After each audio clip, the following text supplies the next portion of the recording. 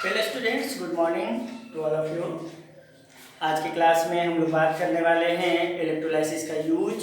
अभी तक हम लोगों ने पिछली क्लास में बात किया Faraday first law of electrolysis, Faraday second law of electrolysis, उसके डेरिवेशंस को देखा हम लोगों ने, उससे रिलेटेड कुछ न्यूमेरिकल्स के बारे में बात की। आज हम लोग बात करने वाले हैं use of Faraday law of electrolysis in everyday life, यानी कि हम लोग के दैनिक एवरीडे लाइफ में फैराडे लॉ ऑफ इलेक्ट्रोलाइसिस का क्या यूज है। तो देखिए, हम लोग के एवरीडे लाइफ में बहुत सारे यूज है फैराडे लॉ ऑफ इलेक्ट्रोलाइसिस का। आप अगर अपने चारों तरफ देखें तो डिफरेंट टाइप ऑफ मटेरियल्स आपको नजर आएगा, जो डिफरेंट टाइप ऑफ मटेरियल्स बना हुआ किसी और मेटल्स का होता है और उसके ऊपर लेयर किसी और मेटल का होता है। जैसे एग्जांपल के तौर पे आप ध्यान दीजिए, मान लीजिए अगर साइकिल्स की बात करते हैं या फिर घरों में यूज आने वाले डिफरेंट यूटेंसिल्स की बात करते हैं या फिर बाथरूम में जो टेप वगैरह नल जो लगे हुए होते हैं, उन सबों की अगर बात करें तो वो सारे आयरन के बने हुए होते हैं या फिर कोई दूसरे चीप मेटल्स के बने होते हैं।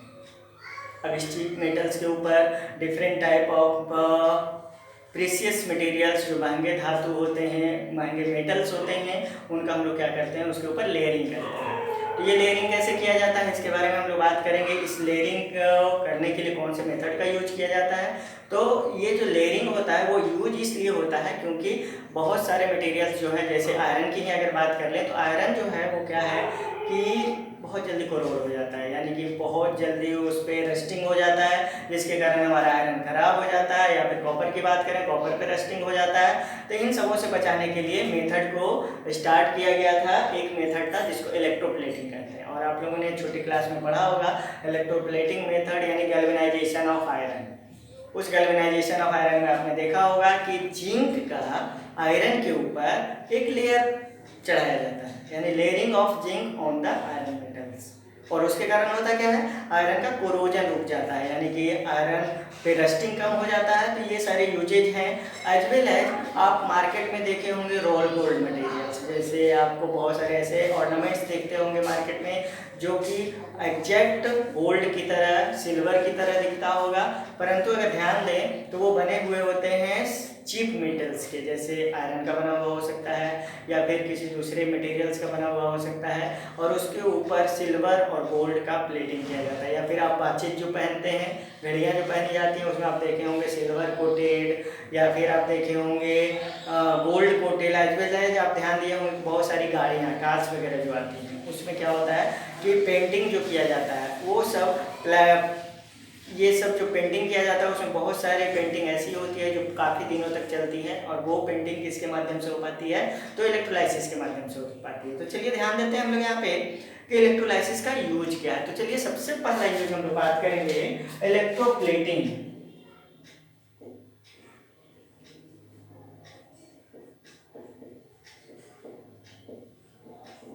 तो चलिए सबसे पहले यूज आपके पास आ गया इलेक्ट्रोप्लेटिंग। इलेक्ट्रोप्लेटिंग का मतलब क्या होता है कि deposition of layer, deposition of layer of precious metals on cheap metals by the process of electrolysis are called electroplating। तो चलिए ये हो गई डेफिनेशन की बातें। अब हम समझते हैं कि इलेक्ट्रोप्लेटिंग होता क्या है। तो क्या हो गया कि चीप मेटल का डिपोजिशन किसके ऊपर करना है, प्रेशियस मेटल यानी महंगे मेटल्स का लेयर बनाना है किसके ऊपर, चीप मेटल्स के ऊपर। तो चलिए ध्यान दे देते हैं हम लोग इसके बारे में। तो गैल्वेनाइजेशन को ही देख लेते हैं हम लोग कि गैल्वेनाइजेशन में किस तरह से आयरन के ऊपर जिंक मेटल का डिपोजिशन होता है। तो चलिए ध्यान देते हैं, यहाँ पे ड्रॉ करते हैं। आपको एग्जाम्पल के तौर पे हम यहाँ पे लिख देते हैं, एग्जाम्पल में गैल्वेनाइजेशन ऑफ आयरन इसका बेस्ट एग्जाम्पल है। तो देख सकते हैं गैल्वेनाइजेशन ऑफ आयरन। यहाँ पे देखिए एक कंटेनर हमने लिया, कंटेनर के ऊपर हम लोगों ने कंटेनर के अंदर दो इलेक्ट्रोड को फिक्स किया है। इस इलेक्ट्रोड को पॉजिटिव टर्मिनल से और इस इलेक्ट्रोड को नेगेटिव टर्मिनल से हमने अटैच किया है, और पॉजिटिव टर्मिनल वाले इलेक्ट्रोड को हम लोग एनोड कहेंगे, जबकि नेगेटिव टर्मिनल वाले इलेक्ट्रोड को हम लोग क्या कहेंगे, cathode.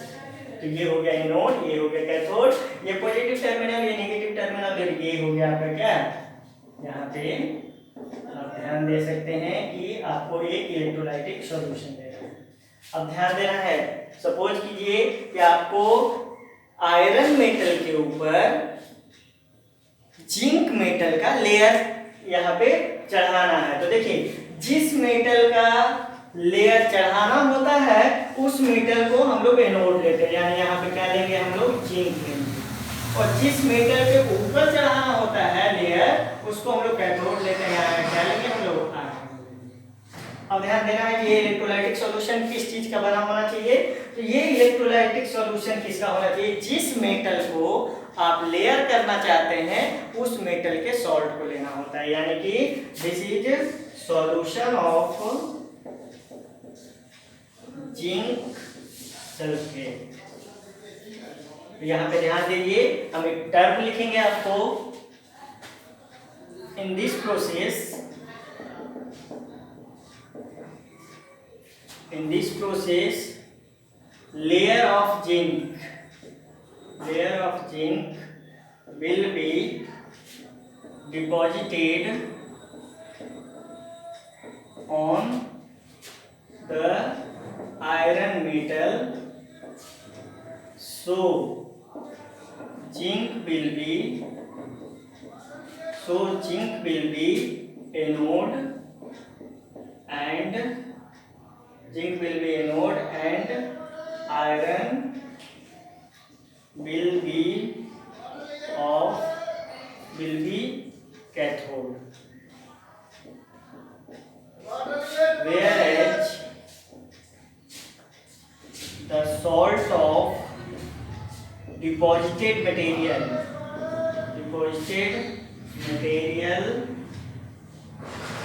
should be used as electrolytic solution,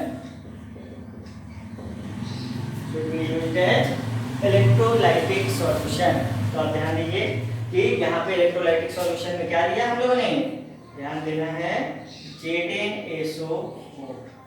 चलिए अब ध्यान दीजिए, जब आप इलेक्ट्रिसिटी यहाँ पे सप्लाई करेंगे तो इलेक्ट्रिसिटी सप्लाई करने पर इस इलेक्ट्रोलाइटिक सॉल्यूशन में होगा क्या, तो ध्यान दीजिए ZnSO4 जो है वो Zn+2 + SO4 2- डिसोसिएट कर जाएगा, और आपको पता है Zn+2 SO4 2- में Zn+2 इस नेगेटिवली चार्ज इलेक्ट्रोड की तरफ मूव करेगा। तो एट कैथोड क्या रिएक्शन हो रहा है, इसको समझिए।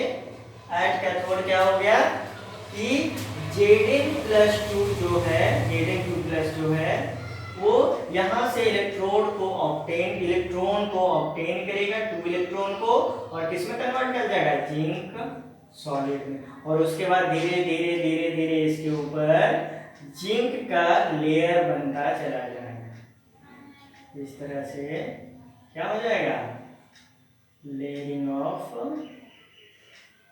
जिंक स्टार्ट हो जाएगा, जिंक का लेयर बन जाएगा। और यहाँ पे ध्यान दीजिए होगा क्या कि इससे जैसे जैसे जिंक इसके ऊपर डिपॉजिट होता चला जाएगा वैसे वैसे इस सॉल्यूशन में जिंक का डिफिशियंसी होता चला जाएगा, जिंक की कमी होती चली जाएगी। तो इस डिफिशियंसी को पूरा करने के लिए इस एनोड से जिंक निकल के किसमें आता चला जाएगा, इस सॉल्यूशन में, और धीरे धीरे करके ये पूरा का पूरा जिंक यूज्ड अप हो जाएगा। और उसके बाद फिर हम चाहें तो यहाँ पे दूसरे कैथोड को यूज कर सकते हैं, दूसरे एनोड को यूज कर सकते हैं, और इस प्रकार से हमारा इलेक्ट्रोप्लेटिंग का मेथड कंप्लीट होगा। तो इलेक्ट्रोप्लेटिंग एक ऐसा मेथड है जिसके हेल्प से हम लोग किसी भी प्रेशियस मटेरियल का लेयरिंग करते हैं चिप मेटल के ऊपर, इसलिए इसको क्या कहते हैं हम लोग, इलेक्ट्रोप्लेटिंग कहते हैं। तो चलिए इलेक्ट्रोप्लेटिंग को नोट डाउन कीजिए, उसके बाद हम लोग दूसरे यूज के बारे में पढ़ते हैं।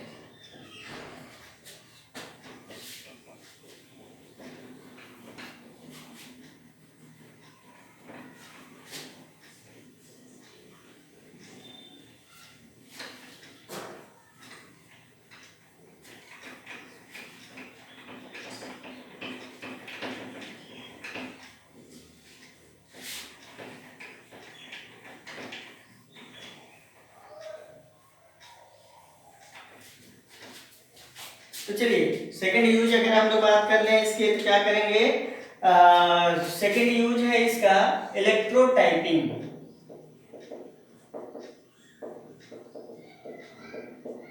इलेक्ट्रोटाइपिंग क्या होता है ध्यान दीजिए।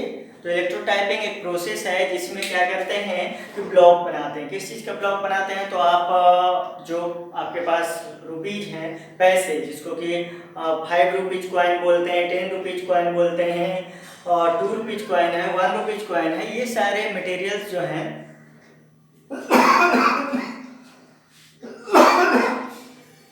ये सारे कॉइन जो हैं वो आयरन मेटल के बने होते हैं।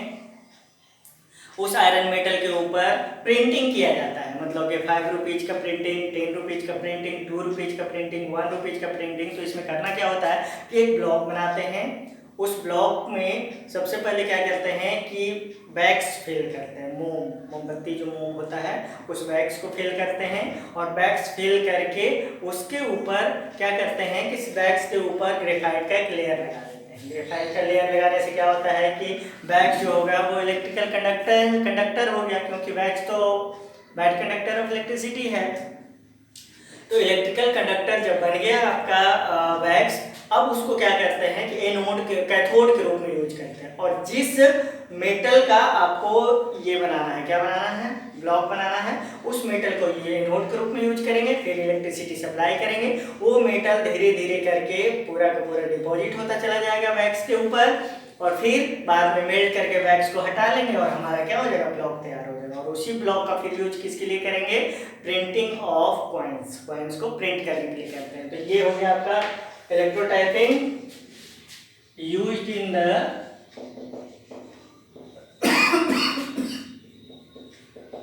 Printing of coins. कॉइन्स को प्रिंट करने के लिए इसका यूज करते हैं, तो use in the printing of coins हो गया। तीसरी बात कर ले इलेक्ट्रोमेटलर्जी।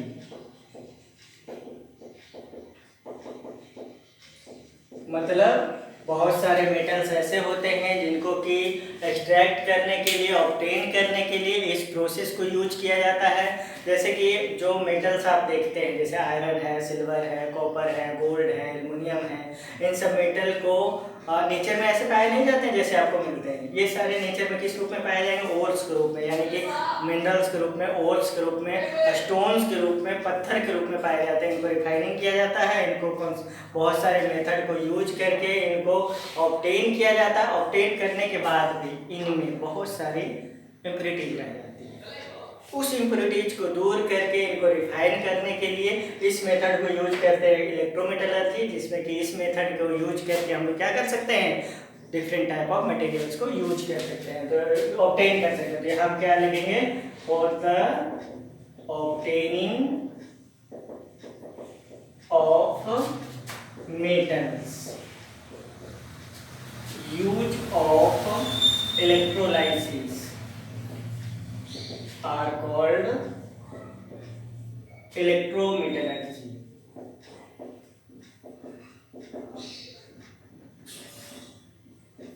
तो ये हो गया इलेक्ट्रोमेटलर्जी कि इलेक्ट्रोलाइसिस के मेथड को यूज करके हम लोग मेटल्स को ऑब्टेन करते हैं, इसको इलेक्ट्रोमेटलर्जी कहते हैं।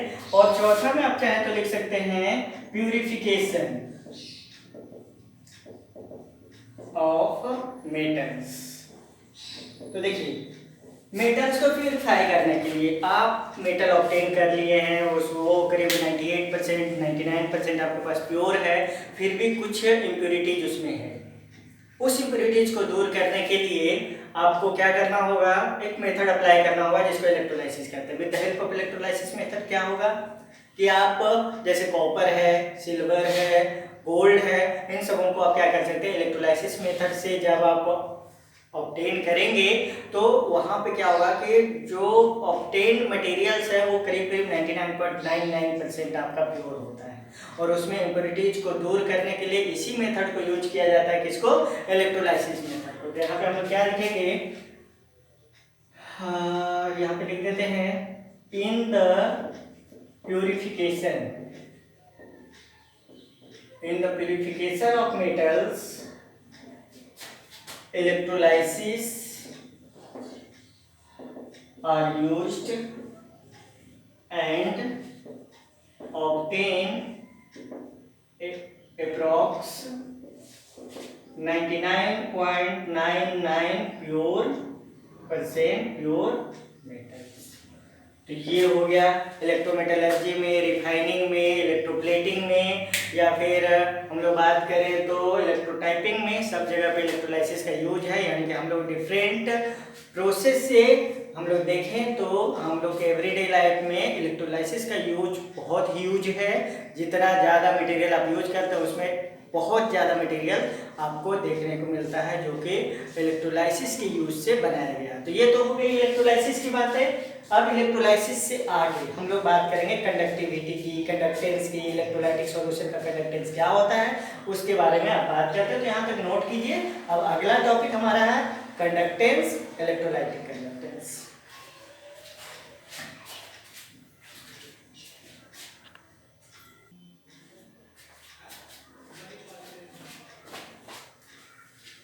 तो चलिए स्टूडेंट, हम लोग बात करते हैं इलेक्ट्रोलाइटिक सॉल्यूशन के कंडक्टेंस के बारे में। और कंडक्टेंस को समझने के लिए एक आसान सा तरीका है कि आप रेजिस्टेंस से बात करें। आपने पिछले क्लास में, या फिर ऐसे कह सकते हैं छोटी क्लास में, आपने रेजिस्टेंस के बारे में पढ़ा है कि किसी भी कंडक्टर का रेजिस्टेंस क्या होता है। और रेजिस्टेंस में आपने ये जाना है कि किसी भी कंडक्टर का वह कैपेसिटी जिसके कारण वो इलेक्ट्रिकल कंडक्टेंस को अपोज करता है, रोकता है, उसे हम क्या कहते हैं, रेजिस्टेंस कहते हैं। तो रेजिस्टेंस के आधार पर हम लोग कंडक्टेंस को समझेंगे, या फिर हम लोग ये कहेंगे कंडक्टेंस क्या हो सकता है। तो आपको एक यहाँ पे प्रोसेस समझाते हैं जिस प्रोसेस से आप समझ पाएंगे कंडक्टेंस क्या होता है।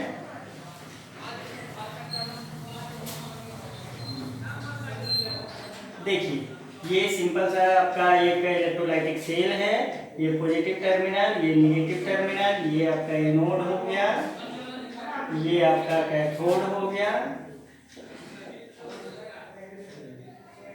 ये एनोड हो गया, कैथोड हो गया। इसमें आपका क्या हो गया, इलेक्ट्रोलाइटिक सॉल्यूशन हो गया।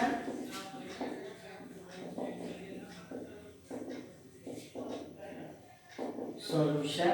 और ध्यान दीजिए, इस इलेक्ट्रोड और इस इलेक्ट्रोड के बीच का डिस्टेंस अगर 1 सेंटीमीटर हो तो दो इलेक्ट्रोड के बीच का डिस्टेंस 1 सेंटीमीटर हो, और ये जो आपका इलेक्ट्रोड है उसका जो क्रॉस सेक्शनल एरिया है,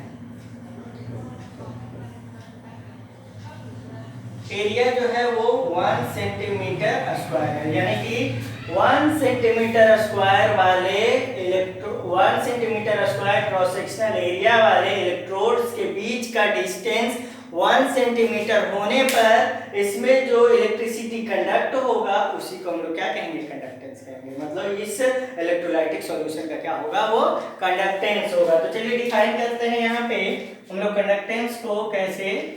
तो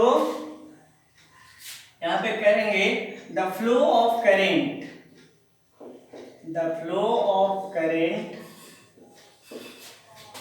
इन इलेक्ट्रोलाइटिक सॉल्यूशन ऑफ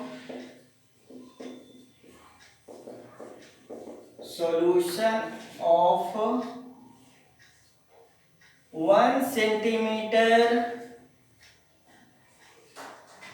डिफरेंस या 1 centimetre 1 centimetre length between two electrodes which has 1 centimeter square cross sectional area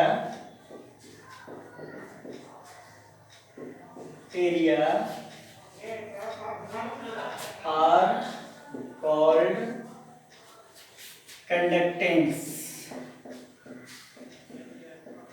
of the electrolytic solution. देखिए, तो ये इलेक्ट्रोलाइटिक सॉल्यूशन का डेफिनेशन है, बट आप ध्यान दीजिए, आप कंडक्टेंस को समझने के लिए रेजिस्टेंस को समझिए। तो यहाँ पे हम लिख रहे हैं पहले क्या, रेजिस्टेंस, क्योंकि आप लोगों ने रेजिस्टेंस पढ़ा है इसलिए हम यहाँ रेजिस्टेंस से कंडक्टेंस को कोरिलेट कर लेते हैं। तो ध्यान दीजिए, रेजिस्टेंस क्या है, तो हम लोग क्या कहते हैं, resistance is capacity of resistance is capacity of conductor by which it opposes the flow of current through them। यानी कि किसी भी कंडक्टर का वह कैपेबिलिटी, वह कैपेसिटी जिसके कारण वह फ्लो ऑफ करंट को रोकता है, उसे हम क्या कहते हैं? रेजिस्टेंस कहते हैं। और एक टर्म और यहाँ पे हम लोग लिखते थे, resistance is directly proportional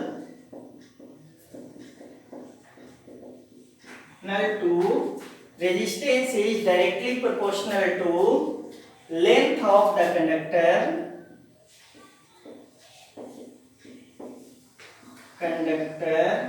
and inversely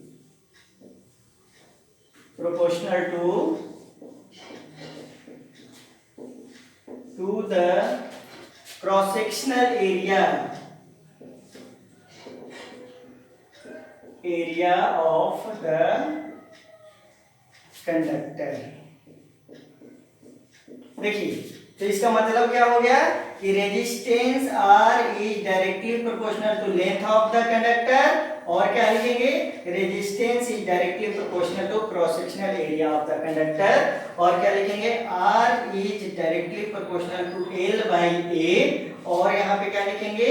अगर आप प्रोपोर्शनलिटी को हटाते हैं, प्रोपोर्शनल को हटाते हैं, तो प्रोपोर्शनलिटी कांस्टेंट अप्लाई करना होता है। तो R बराबर क्या लिखते हैं? Rho into L by A। ये आपने R equal to rho into L by A।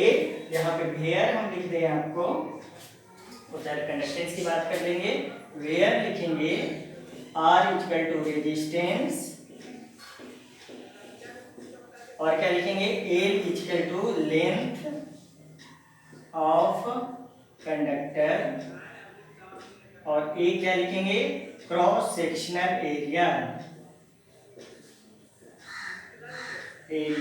Of conductor. तो ये हो गया रेजिस्टेंस। और देखिए एक टर्म हम यहाँ पे क्या लिख रहे हैं, इसको ध्यान से देखिए आप लोग। टर्म क्या है? टर्म है, देखिए इसको इसका इंपॉर्टेंट समझिएगा। Conductance is inversely proportional, conductance is opposite, या फिर इनवर्सली प्रोपोर्शनल लिख सकते हैं, इनवर्सली प्रोपोर्शनल टू रेजिस्टेंस। यानी क्या लिख देंगे?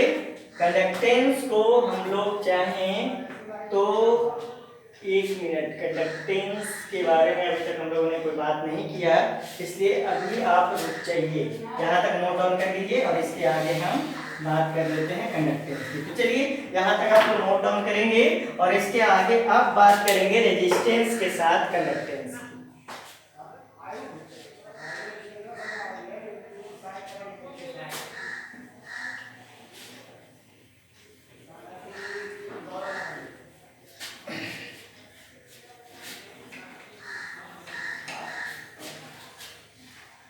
देखिए आपको रेजिस्टेंस समझ में आ गया है यहाँ तक। अब हम बात कर लेते हैं कंडक्टेंस की। देखिए ध्यान दीजिएगा कंडक्टेंस के बारे में। देखिए यहाँ पे टर्म लिख रहे हैं, conductance is just opposite to the resistance. तो इसका मतलब क्या हो गया? कंडक्टेंस इक्वल टू 1/r, और आप क्या लिख सकते हैं? कंडक्टेंस इक्वल टू 1/ρ इंटू क्या लिख सकते हैं? L/A। ये हो गया आपका। और आप चाहे तो क्या लिख सकते हैं? और में आप लिख सकते हैं conductance equal to 1/ρ into A/L। ये मिल गया आपको कंडक्टेंस। जहां पर लिखेंगे where C equal to conductance फिर क्या लिखेंगे, रो इक्वल टू रेजिस्टिविटी, और फिर क्या लिखेंगे, A equal to cross sectional area, और ए क्या हो जाएगा आपके पास, लेंथ ऑफ द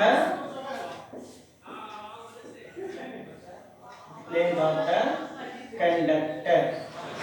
तो ये तो हो गई बातें आपके किसके बारे में, कंडक्टेंस के बारे में। कंडक्टेंस को ध्यान रखिएगा, conductance is just opposite to the resistance. तो अगर आपको रेजिस्टेंस पता है तो उसका जस्ट उल्टा क्या हो जाएगा, कंडक्टेंस। तो अगर आपने पढ़ा क्या, resistance is directly proportional to length of the conductor and inversely proportional to cross sectional area of the conductor. तो उस तरह से आप यहाँ पे लिख सकते हैं एक टर्म और, conductance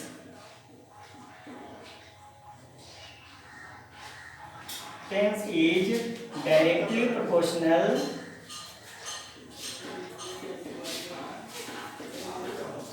to the cross sectional area of the conductor and inversely proportional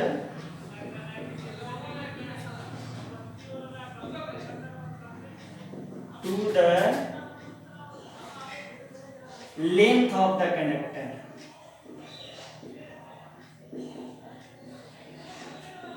That means क्या कर सकते हैं आप यहाँ से, conductor is directly proportional to length and inversely proportional, conductance is directly proportional to cross sectional area और inversely proportional to length. और आप यहाँ से क्या लिख सकते हैं, C इक्वल टू, यहाँ पे देखिए एक टर्म यूज हो गया, जैसे ये हो गया आपका रेजिस्टिविटी कांस्टेंट, रेजिस्टिविटी, या यहाँ पे इसको आप चाहें तो रेजिस्टेंस कांस्टेंट लिख सकते हैं, रेजिस्टेंस कांस्टेंट। उसी तरह से ये एक कंडक्टेंस कांस्टेंट हो गया इनटू A बाई L। आप इसको यहाँ पे लिखेंगे, वेयर आप लिख सकते हैं, इसको ही दर्शाना आपको है। ये इसको हम लोग कप्पा से पढ़ते हैं, कप्पा, ये है कप्पा, और इसको कंडक्टिविटी भी कहते हैं, या फिर और में कहेंगे इसको कंडक्टेंस कांस्टेंट, कंडक्टेंस कांस्टेंट। ये हो गया रेजिस्टिविटी कांस्टेंट रो, और कंडक्टिविटी कांस्टेंट क्या हो गया, कप्पा हो गया। ये तो हो गए आपके बारे में, कंडक्टेंस के बारे में। अब चलिए आगे हम लोग बात करेंगे किसके बारे में, कंडक्टिविटी के बारे में, यानी कि कंडक्टेंस कांस्टेंट या स्पेसिफिक कंडक्टिविटी के बारे में। यहाँ तक आप लोग नोट डाउन कीजिए कंडक्टेंस के बारे में। अब हम बात करेंगे कंडक्टिविटी यानी कि कंडक्टेंस कांस्टेंट के बारे में।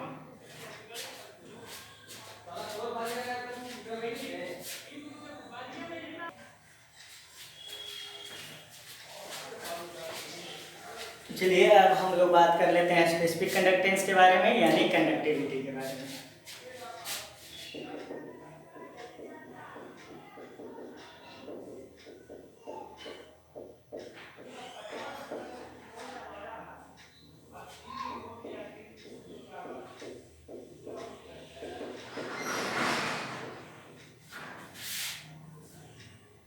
देखिए स्पेसिफिक कंडक्टेंस को ना हम लोग कप्पा से डिनोट करते हैं, इसको कप्पा पढ़ा जाता है। देखिए देखने में के लगता है, लेकिन नीचे वाला लाइन थोड़ा लंबा खींच देंगे तो ये बन जाएगा आपका कप्पा। ये एक लैटिन वर्ड है, कप्पा से डिनोट करते हैं। देखिए कंडक्टिविटी को हम लोग कैसे डिनोट, इसको क्या कर सकते हैं, एक्सप्लेन कर सकते हैं।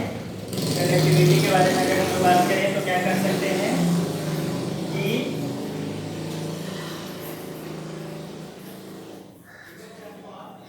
the conductance of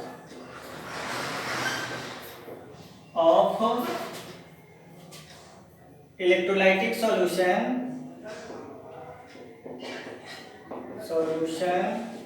which present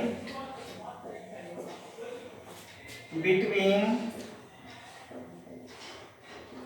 two electrodes present apart 1 centimeter and has cross-sectional area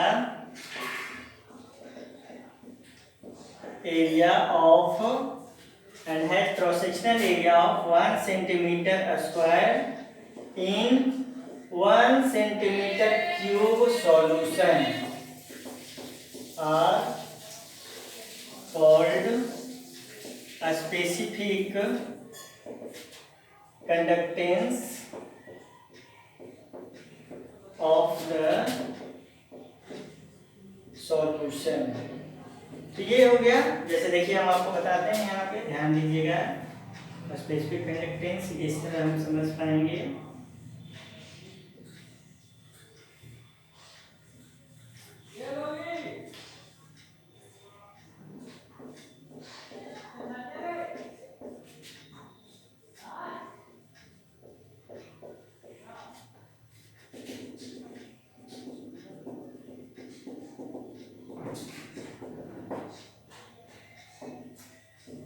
देखिए ये दो इलेक्ट्रोड हैं, इनके बीच का लेंथ जो है वो 1 सेंटीमीटर है।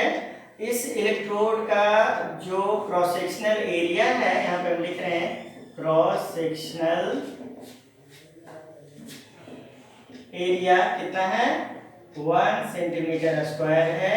और ये जो इलेक्ट्रोलाइटिक सॉल्यूशन यहाँ पे ये जो भरा हुआ है वो कितना है, 1 सेंटीमीटर क्यूब है। क्योंकि सॉल्यूशन का अगर वॉल्यूम आप देखेंगे तो सॉल्यूशन का volume centimetre cube metre cube होता है। तो इन इलेक्ट्रोड के बीच अगर 1 सेंटीमीटर का डिफरेंस है और 1 सेंटीमीटर क्यूब सॉल्यूशन इसमें फिलअप किया हुआ है, तो इसका जो कंडक्टेंस होगा वही इसका क्या कहेगा, कहलाएगा, स्पेसिफिक कंडक्टेंस कहलाएगा। तो एक टर्म और मैं लिख रहा हूं आपको, specific conductance. Specific conductance is just opposite to the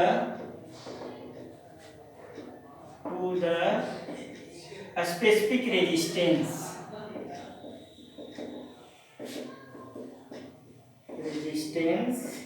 तो क्या हो जाएगा, कंडक्टेंस कप्पा इक्वल टू 1/रो। ठीक है, ये यहां से मिल गया। अब और में क्या लिख सकते हैं, रो इक्वल टू क्या हो जाएगा, जैसे देखिए यहाँ पे आपको मैं बताता हूँ, अगर आपको ध्यान ना आए तो लिखिए R बराबर आपको ध्यान रहेगा क्या, रो इंटू L/A।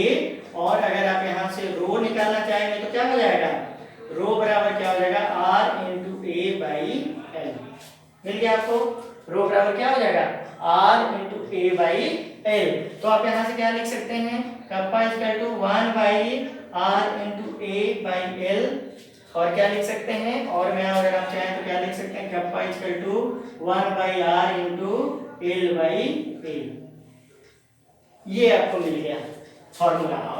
वेयर लिखेंगे, वेयर ये हो गया कंडक्टिविटी कप्पा, कंडक्टिविटी हो गया, और हो गया क्या, रेजिस्टेंस, और L क्या हो गया, लेंथ ऑफ कंडक्टर, और ए क्या हो गया, क्रॉस सेक्शनल एरिया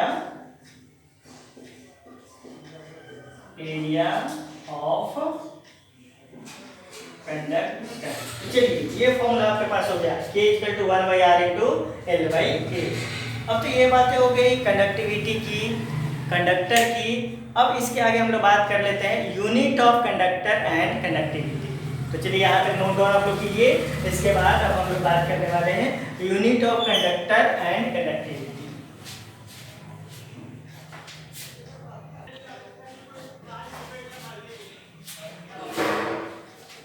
तो चलिए अब बात कर लेते हैं unit of conductor, conductance and unit of conductivity. तो चलिए यूनिट ऑफ कंडक्टेंस उसके फॉर्मूला से प्राप्त कर लेते हैं।